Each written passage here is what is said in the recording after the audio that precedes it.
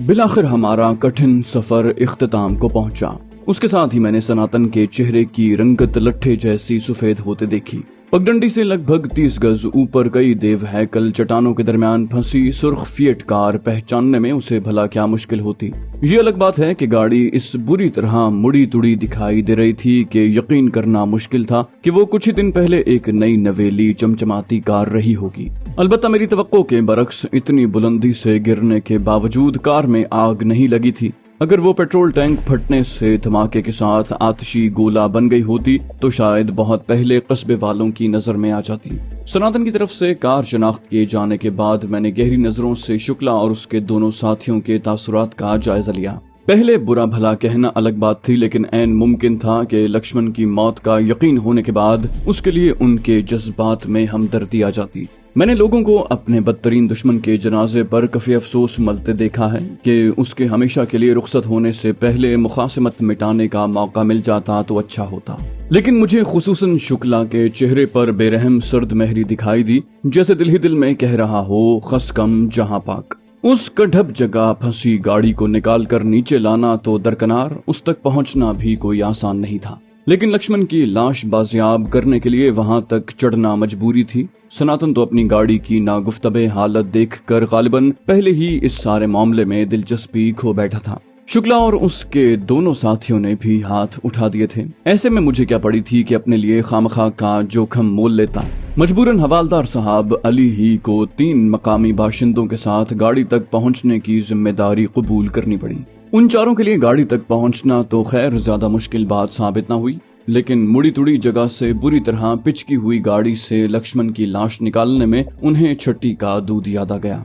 वो लगभग 1.5 घंटे की सरतोड़ कोशिश के बाद जब किसी न किसी तरह लक्ष्मण की कटी फटी लहूलुहान लाश नीचे उतार कर लाए तो उसकी शक्ल इतनी मस्ख हो चुकी थी कि पहचानना मुश्किल था।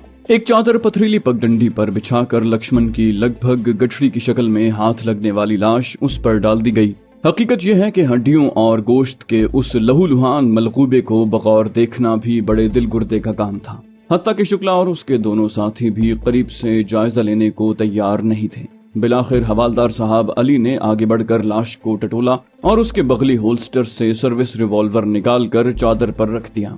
मजीद सही करने पर वो लक्ष्मण का बटवा भी बरामद करने में कामयाब हो गया। आखिरी कोशिश में उसने लक्ष्मण की जैकेट की अंदरूनी जेब से एक छोटी सी चीज निकालकर लाश के पहलू में रख दी। उस पर नजर पड़ते ही मुझे झटका लगा। मैं उसे बिल्कुल फरामोश कर बैठा था और यही भूली हुई चीज मेरे लिए मुसलसल खलिश का बायस बनी हुई थी। अगर मैं साथ न आता तो मार्क 1 ट्रांसमीटर वाला वो सिगरेट लाइटर यकीनन शुक्ला और उसके साथियों की तहवील में आ चुका होता। वहां मौजूद बाकी तमाम लोगों ने कोई खास तवज्जो नहीं दी थी, लेकिन मेरी निगाहें उसी सिगरेट लाइटर पर जमी हुई थी। साथ ही साथ मुझे अपने आप पर गुस्सा आ रहा था। मैंने इतनी अहम चीज कैसे फरामोश कर दी। लक्ष्मण को अपने पीछे लगाकर यहाँ लाते हुए मुझे सबसे पहले उसके पास मौजूद अपने मार्क 1 ट्रांसमीटर का ख्याल आना चाहिए था और बादज़ां उसे बेबस करने के बाद सबसे पहले ये सिगरेट लाइटर ही अपने कब्जे में करना चाहिए था। इतने हसास मामलात में इस तरह की संगीन गफलत नाकाबिल तलाफी नुकसानात का बायस बन सकती है। उधर सनातन और बाकी तमाम लोगों के दरमियान अच्छी खासी गर्मा गर्मी चल रही थी। सनातन का इसरार था कि ऊंची नोकदार चट्टानों में टंगी उसकी कार को कोशिश करके उतार लिया जाए तो शायद उसकी मुरम्मत करवा कर उसे काबिल इस्तेमाल बनाया जा सकता है, जबकि हवालदार साहब अली और मकामी अफराद का कहना था कि गाड़ी उतार कर लाने का तसव्वुर भी हिमाकत है और उसकी तरफ से सब्र कर लेना चाहिए। खुद को तन्हा पड़ता पाकर सनातन ने शुक्ला और उसके साथियों से हिमायत तलब की कि उसकी गाड़ी यहाँ लाकर तबाह करवाने वाला उन्हीं का आला अफसर था।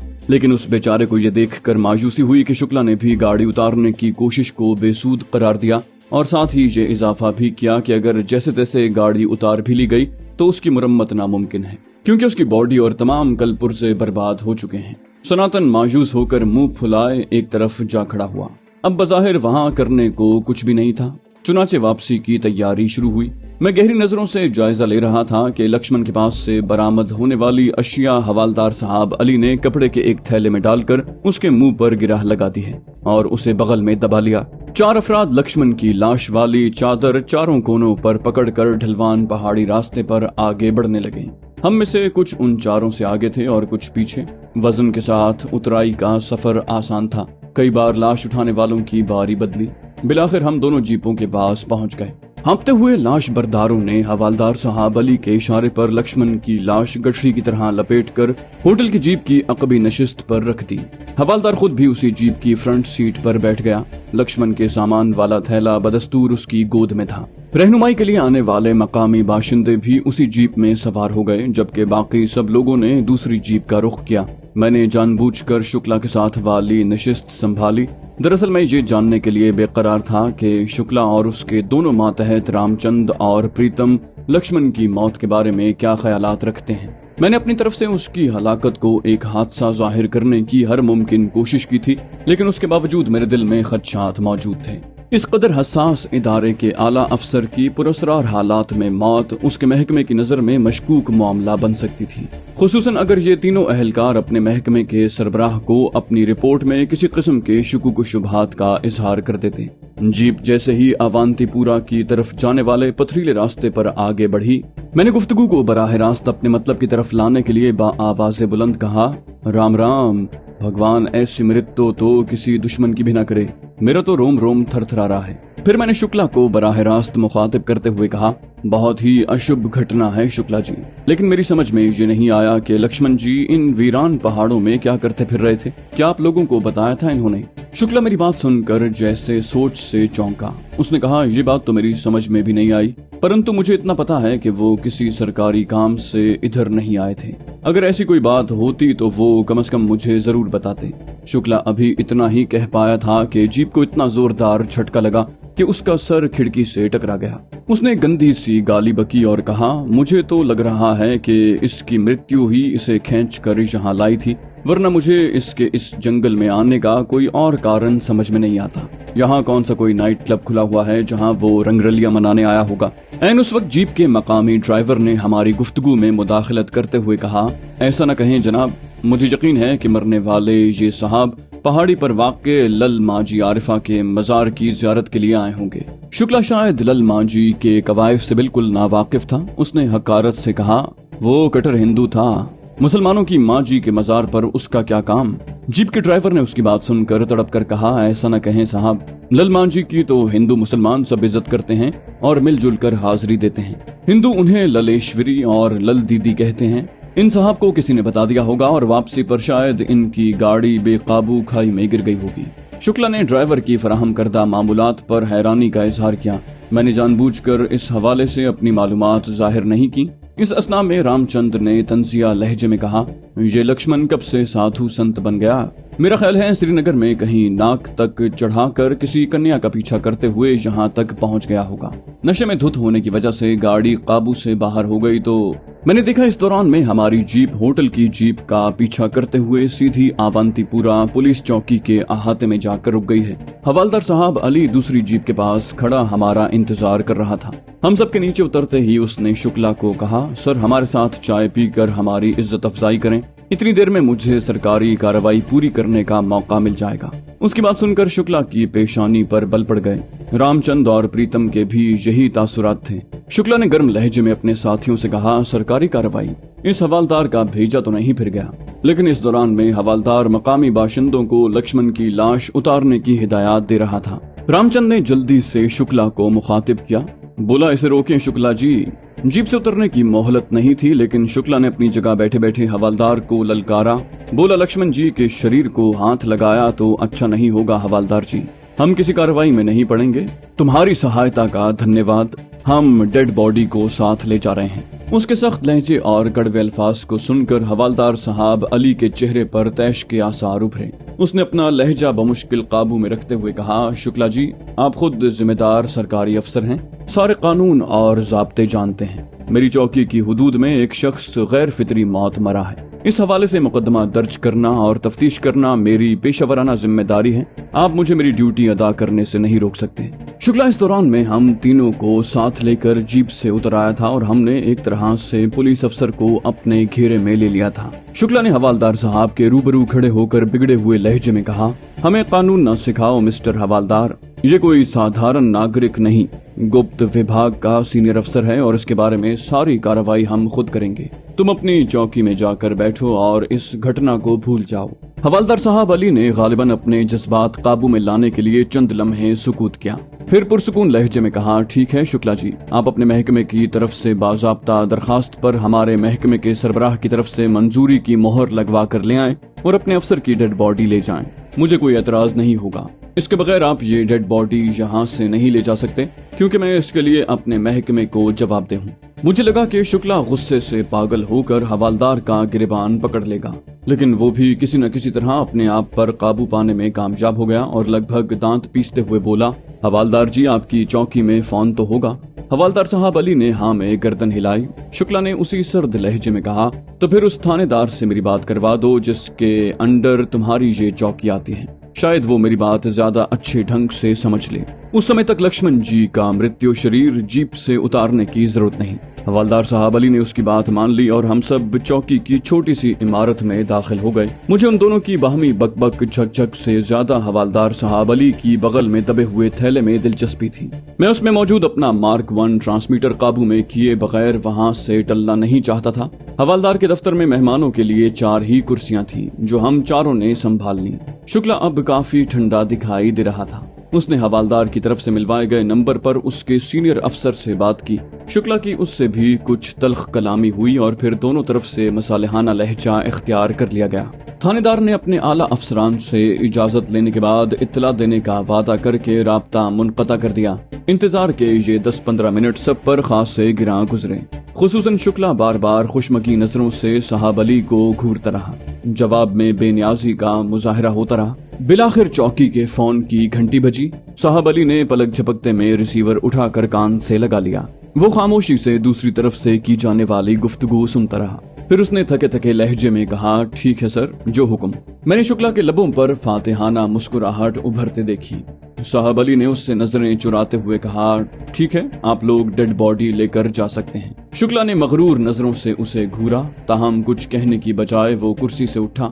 रामचंद और प्रीतम भी उसके पीछे पीछे दरवाजे की तरफ चल दिए। अलबत्ता मैंने कुर्सी से उठने में चंद लम्हे लगा दिए और फिर हवालदार की तरफ से मुसाफे के लिए हाथ बढ़ाकर कहा, शुक्रिया जनाब, आप अपनी जगह दुरुस्त थे। बहरहाल अब इजाजत दीजिए। उसने मुझसे हाथ मिलाया और मेरी तरफ से इशारा मिलने पर मेज पर रखा लक्ष्मण के सामान का थैला उठाकर मेरे हवाले कर दिया।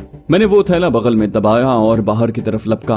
दरवाजे से निकलते हुए मैंने देखा कि साहब अली अभी तक अपनी कुर्सी पर बैठा हुआ है। दरवाजे से बाहर निकलते ही मैंने तेजी से शुक्ला और उसके साथियों का जायजा लिया। वो अपनी जीप के सामने खड़े गोया अपनी फतह का जश्न मना रहे थे।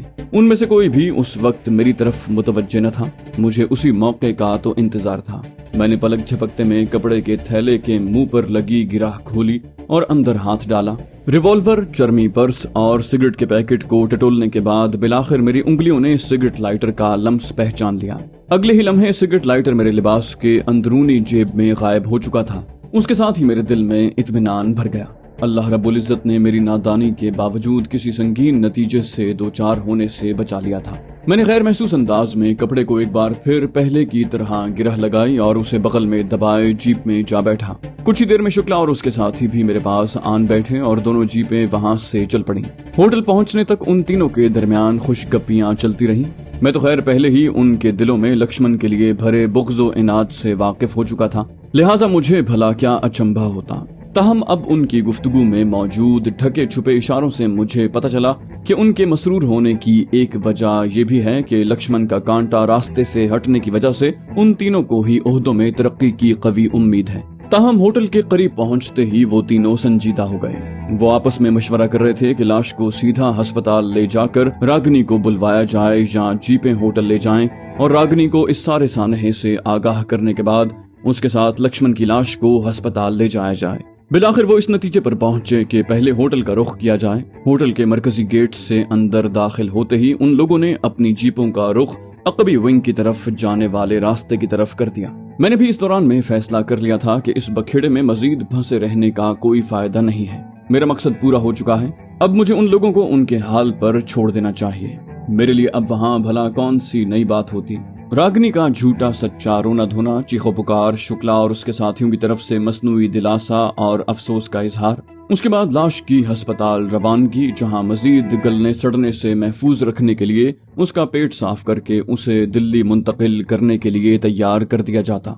मेरी दिलचस्पी का वक्त तो एसपी इंजीनियर और कृष्णा जी के वापस लौटने के बाद शुरू होता। मुझे कोई शक व शुबा नहीं था कि कश्मीर में सैरो तफरीह के तमाम प्रोग्राम कैंसिल करके अब कृष्णा जी एंड कंपनी लक्ष्मण का मृत्यु शरीर अपने तैयारे में लादे जल्द अज जल्द दिल्ली का रुख करेगी और मुझे उसी तैयारे में वापस जाना था ताकि एसपी इंजीनियर के हवाले से अपना मिशन मजीद आगे बढ़ा सकूं।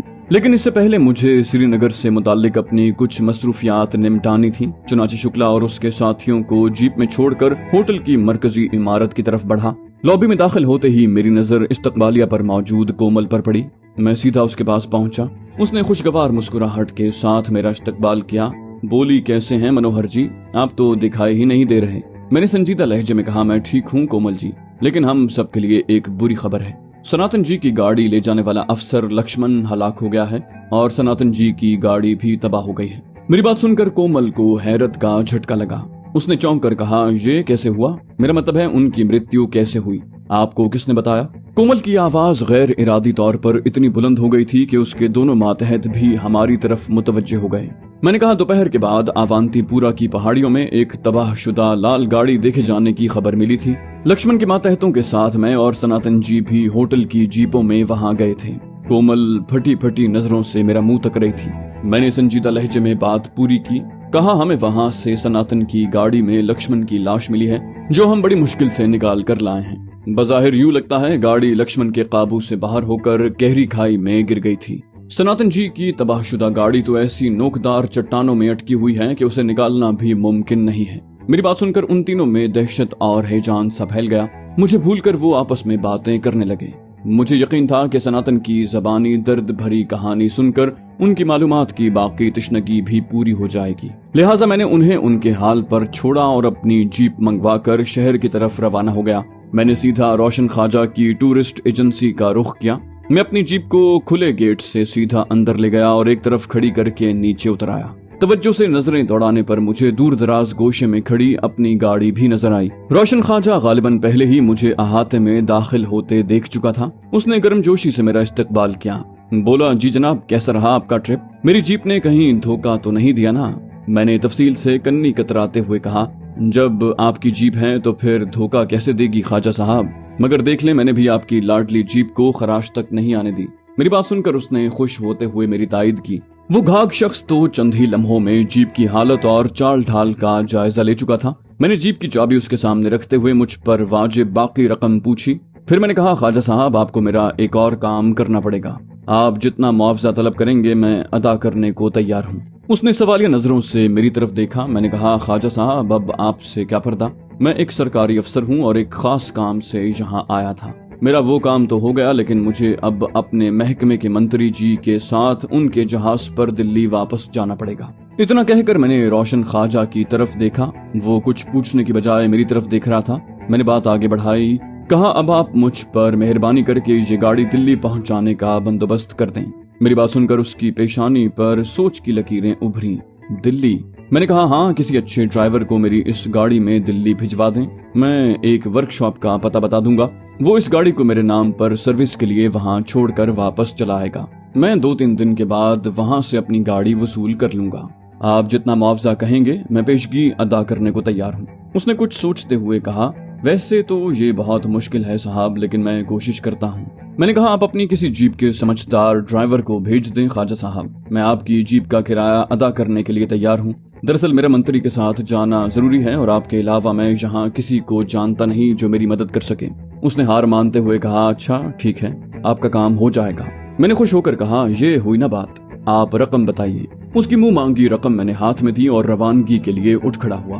तहम उसने जबरदस्ती अपने ड्राइवर के जरिए मुझे होटल ड्रॉप करवा दिया। मैं इस्तकबालिया पर पहुंचा तो वहां के माहौल में तनाव नुमाया नजर आया। कोमल मौका मिलते ही मेरे पास पहुंची और रस्मी सलाम दुआ के बाद धीमे लहजे में बोली, लक्ष्मण का मातहत अमला अपने बॉस की डेड बॉडी लेकर अस्पताल गया हुआ है। रागिनी भी साथ गई है। सुना है उन्होंने वहां पोस्टमार्टम नहीं होने दिया और मुतालबा कर रहे हैं कि डेड बॉडी को ताबूत में डालकर हाथ के हाथ उनके हवाले कर दिया जाए। मैंने उसी के अंदाज में राजदारी से पूछा, یہ تو ٹھیک ہے، لیکن یہ بتائیں اپنے کرشنا مینن جی اور ایئر مارشل ایس پی واپس آئے یا نہیں؟ اس نے کہا ہمیں بتایا گیا ہے کہ وہ ڈنر سے پہلے واپس آ جائیں گے۔ کل صبح انہیں گلمرگ لے جانے کے لیے 5 VIP گاڑیوں کا بندوبست کرنے کا آرڈر پہلے سے ہمارے پاس موجود ہے۔ میں اپنی مسکراہٹ چھپاتے ہوئے مصنوعی سنجیدگی کے ساتھ بولا، میرا خیال ہے لکشمن کی موت کے بعد وہ پروگرام تو مٹی میں مل گیا ہے، ورنہ مجھے بھی ساتھ چلنے کی دعوت دی گئی تھی۔ کومل نے اچانک شرارتی لہجے میں پوچھا، آپ کو کس نے دعوت دی تھی؟ راگنی نے۔ میں نے بھی جواباً معنی خیز لہجے میں جواب دیا، ہو سکتا ہے اسی نے دی ہو، آپ کو اتنی دلچسپی کیوں ہے؟ میری بات سن کر اس نے خفیف ہونے کی بجائے شوخ لہجے میں کہا، دلچسپی تو نہیں، اس عورت کی کھوٹی نیت کا اندازہ ہے مجھے۔ آپ جیسے ہینڈسم مرد کو دیکھ کر اس کی رال ٹپکنا نشچت ہے۔ میں نے ہنستے ہوئے کہا، میری تعریف کرنے کا شکریہ، ویسے میں بھی ایسی شخصیات کو دور سے بھانپ لیتا ہوں اور ان سے دور ہی رہنے کی کوشش کرتا ہوں۔ راگنی پر قسمت آزمائی تو ویسے بھی مصیبت مول لینے کے مترادف ہیں، اتنی مہان ہستیوں کی منظور نظر ہے۔ میرا یہ جملہ سن کر کومل ہنس پڑی اور ساتھ ہی میری دلی والی اردو زبان کی تعریف کی اور خود بھی اپنانے کی خواہش ظاہر کی۔ گفتگو ایک بار پھر نازک رخ پر جانے لگی تھی، چنانچہ میں نے بات کا رخ پھیرنے میں عافیت سمجھی۔ میں نے اسے لکشمن کی لاش تک پہنچنے اور پھر نکال کر لانے اور شکلا اینڈ کمپنی کے حوالدار صاحب علی سے ٹاکرے کا احوال تفصیل سے بتایا۔ وہ حسب موقع تاثرات کا اظہار کرتی رہی۔ اس اثنا میں شام رات کی حدود میں داخل ہو چکی تھی۔ میں کومل سے رخصت ہو کر اپنے کمرے میں آ گیا۔